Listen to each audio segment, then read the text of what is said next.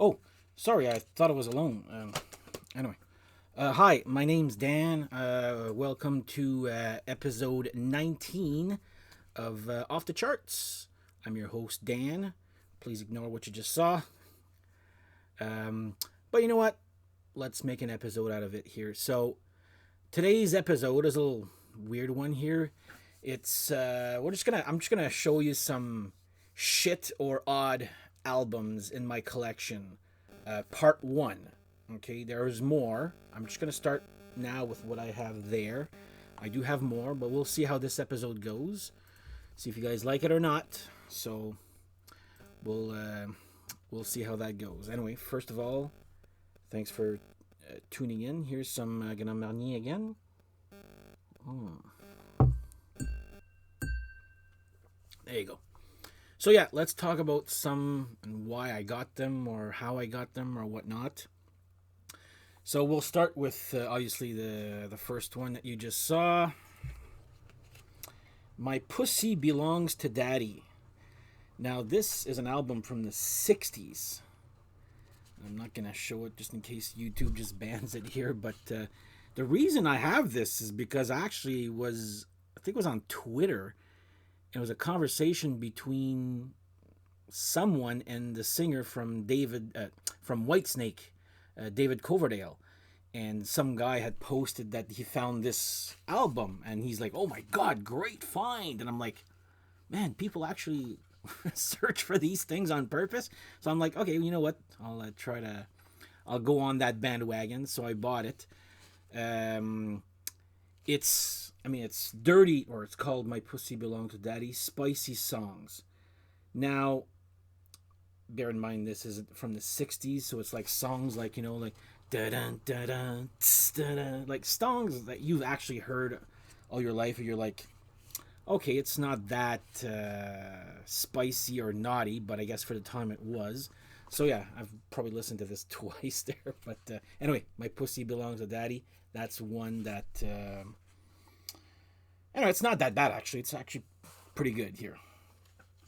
Next up, anybody remembers a TV show from the 80s? You guys or us, any guys out there, probably remembers this. Girls too, obviously. The 20-minute workout. I found this at a used store, I think for a buck or two, whatever. I'm like, okay, I just gotta have this here. And the reason, like I said, the reason I'm trying to get these dumb records, I blame Danko Jones, because he's got this channel on Instagram called Next Level Recordings, and he's got these odd stuff. And I'm like, oh my god, I would like to have that too. Anyway, I found this before him. Apparently, I sent it to him. He's like, oh my god, where'd you find that? And he found one himself later on. Not the same cover though, but the same album. So man, early 80s, this was on TV like all the time. You could watch it with or without sound, does not make a difference, to be honest. I've listened to this a little bit there. It's a workout, but the TV show was better, if you know what I mean. All right. So 20-minute workout, the album as seen on TV. Wow. Okay. All right. This next one here is actually pretty hilarious. So it's a French. My friend Pascal's like, well, if you're gonna start collecting odd albums, you gotta have this. So it's a 45. Nanette Corée. So these are French songs, and I'll translate what the beauty picture in the back. Yeah. Let's see where this is going here. So Nanette Corée. So the song title, it's from a comedy play in France. Lève-toi et viens. That means get up and come, if you know what I mean there. And the two songs on this, Viens dans ma bouche, which means come in my mouth. And the other side is toujours encore, always again, or. But anyway, it's about as good as you think it is. It's not bad. It's a not bad song there for what it is. There, it's made on a comedy. It's based on a comedy play, so don't really take this too seriously there. But "Come in My Mouth" in French, yeah, that's a great. So yeah, I bought this because my friend dared me or whatever. He twisted my rubber arm, let's just say that. So anyway, Nanette Corée, Lève-toi et viens, and the song is Viens dans ma bouche. Classy, yeah? All right, this next one, I actually got it for free because I had spent over $100 at a used store one time. Ernie's Hits, Rubber Ducky or whatnot there. I'm not even sure I listened to this yet. I got it for free. It's in my collection. It's in my Discogs library too. But not once have I probably listened to it once just to make sure it works, even though I got it for free. It's got the infamous Rubber Ducky song, if you remember Sesame's Treat there. So here's another odd album in my collection. Next up. Now, this is really funny or it's like odd. It's like, but I don't own anything like this here. It's when I first got my turntable, I was like, okay, I love Bob Newhart. Anybody who knows me knows I love Bob Newhart. And I'm like, you know what? I'll get this. It's actually $2 or $4 at the time too there. So it's like it's one of those comedy albums there. Back then they were pretty popular where I guess it's like the equivalent of a Netflix special now, but instead now they were releasing them on albums as opposed to Netflix. If that makes any sense. So anyway, Bob Newhart, The Button Down Mind on TV. Pretty funny. Very good. All right. Two more.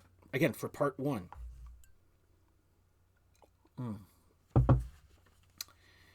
All right.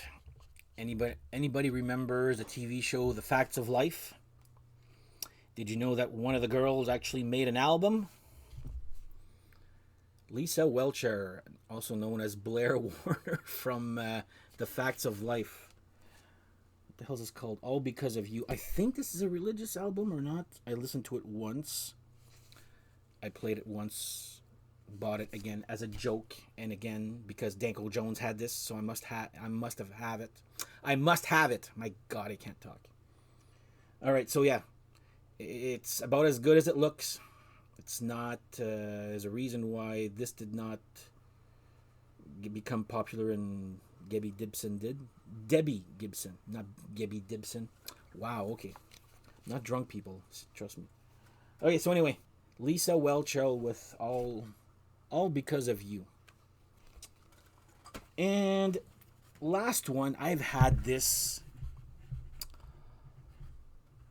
Oh, I don't even know how long. I was like a young kid. I guess my parents bought this album at the time there, or someone gave it to them. But I just put it away, and I'm like, that doesn't look like very much. Anyway, very interesting there. Until someone sent me a YouTube video and he goes, anyway, I'll show you the album. Alan Sherman, My Son the Nut. We had this, I don't know, man, this has been in our family so long. I don't even know why my parents bought this here. But anyway, someone had sent me a video on YouTube, and it's that, hello, Mother, hello, Father, a letter from camp there. I'm like, you know what, that guy's face looks familiar. And then sure enough, I put two and two together, and sure enough, I'm like, I have this album. So anyway, here's Alan Sherman, My Son the Nut. It's actually a pretty funny album cover there, but I've listened to it a few times too there. So anyway, this is the end of part one. If you're interested in finding out more from the rest that I have there for a part two, let me know, and we'll see if I get enough views or likes or requests for a part two, then we'll go for that. And also, I'm actually curious to see if you guys have some odd albums in your discography that can give me an idea to get some there to complete some not expensive ones. I'm not looking for something expensive there, obviously, there, because those are listened to once maybe, and that's it there. But anyway, those are my odd or shit albums that I have in my collection. I have more upstairs, but like I said, we'll start with this, and we'll go from there for part two if you guys are interested. So on that note, cheers, Thanks for watching. Tell your friends. Thank you for subscribing.